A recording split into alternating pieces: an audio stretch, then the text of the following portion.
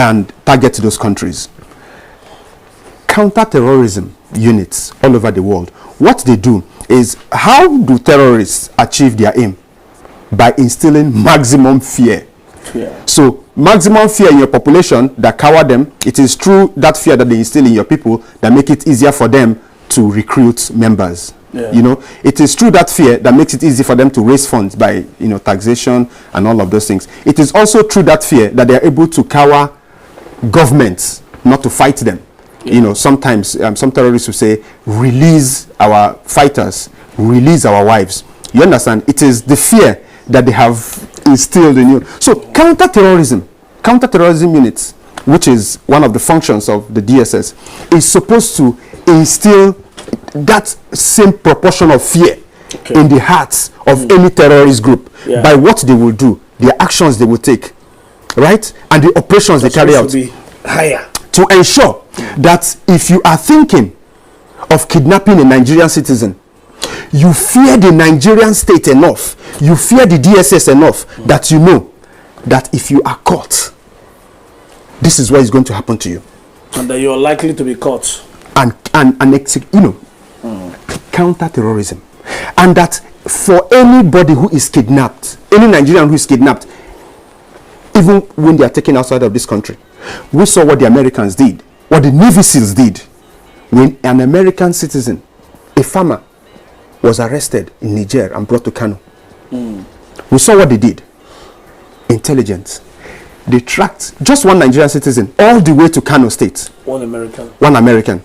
Now, that is counter-terrorism. Now, what that does is, the next time you see an American citizen on a lonely road, you tell yourself, this is bad market. So that is the job of counter-terrorism. That when a Nigerian citizen is held, I'm saying one, I'm not saying two, I'm not saying 10. When a Nigerian citizen is held, wherever it is they are held, you bring terrorism. You bring that same force, a superior force, to bear on those who have held. Yeah. The third thing they are supposed to do is surveillance. Yeah, of course. Surveillance. Thank God for technology. Surveillance is now done via everything. This. Your laptops. CCTV. You know, the Nigerian would say Tibo or Tibo. Technology now makes it easy. But then there is also the human element to it. For instance, Mossad in Israel. They found out that even with technology, you cannot do away with that human, you know, that physical surveillance. It saves their country, protects their country better, because you send people as spies. They even infiltrate organizations, and you are ahead of them. So for any group that exists anywhere, inside or outside of their territorial space, that has intention, that is known to have intentions of harming their citizens, either inside or outside their shores, that, you know, they have some kind of spies who, and that is that. And then internal security. So I'm going to end up by saying this. For there to be a Tukur Mamu, for there to be a Tokor Mamu,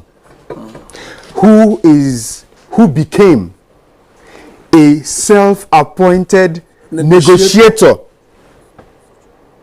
for Nigerian citizens who are kidnapped on Nigerian soil, for there to be a Tukur Mamu who became a negotiator for Nigerian citizens who are on Nigerian soil in locations where civilians like Tukur Mamu not only know of, but frequent, go in, come out, communicate on phone with these people. It's a triangle. The mediator. Between families and Tukur and the bandits and the terrorists on Nigerian soil. The DSS making public the arrest of Mamman Tokur is why I read that and I said how the mighty has fallen. The DSS, what they said the outcome of the investigation is going to be mind-boggling. So which means they have investigated, because you can't tell me something is mind-boggling without you having an idea of what you are going to see when you investigate. They've pushed things in public domain about the military hardware they found in his house, the different currencies and all of those things, and incriminating information. They've pushed all of that in public space, right? But then if you had all of this, if you knew all of this, why allow him get to Egypt, where he was detained, intercepted, detained, and then sent back to Kano, where you now arrested him and took him to Abuja, right? The fact remains, the DSS, one other responsibility of the DSS is to protect, aside from internal security, is that common mandate of protecting highly placed individuals. The president and his family, the vice president and his family, the senate president and their family, the speaker and their family, governors and their families, and also, you know, highly placed Nigerian government officials, and also even visiting foreign officials. That is their responsibility. So to now get to this point where the DSS is arresting somebody who has been in public space, granting interviews, going out to meet these terrorists, having pictures with them, coming out to tell the Nigerian public the demands of these terrorists. It beats my imagination what the DSS thinks her responsibility is. So I will not be tempted to do what I have seen people do. Talk about how guilty or how innocent Mamu is. I'm talking about the DSS. The mighty has fallen. The mighty has fallen. Yeah, I agree with you that it's unfortunate. Sometimes you even see the DSS speaking for individuals and groups, whether in defense or like if IPOP talks and DSS replies them, or if Mietiala talks and DSS supports them, you know, like maybe they've, since you said that the media is not doing the best, maybe the DSS is even doing media jobs. Just to talk about the media.